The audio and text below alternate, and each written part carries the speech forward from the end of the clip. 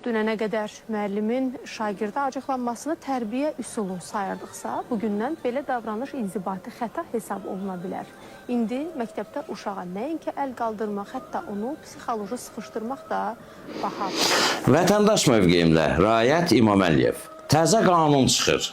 Müəllim şagirdi yüngülcə itələsə, fiziki şiddət və ya onun üstünə qışqırsa, psixoloji şiddət adı altında müəllim 200 manat cərimələnəcək.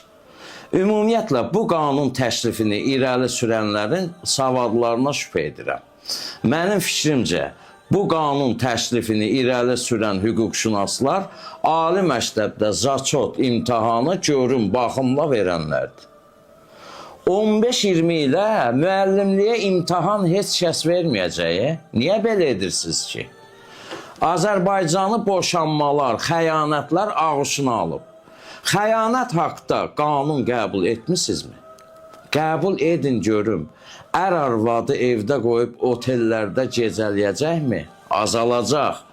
Arvad ərini işə yola salıb evə oynaş gətirənlərin sayı azalacaq. Yalancı toylar, saxta bəy, saxta gəlin xidmətləri var.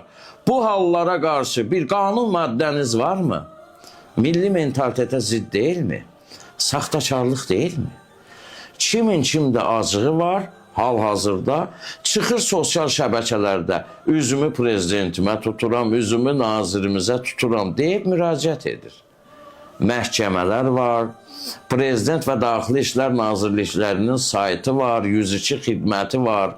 Bu qanuni prosedurlara əməl etmədən ölkə başçımıza müraciətin adı nədir? Kimisə qorxutmaq, təhdid etmək.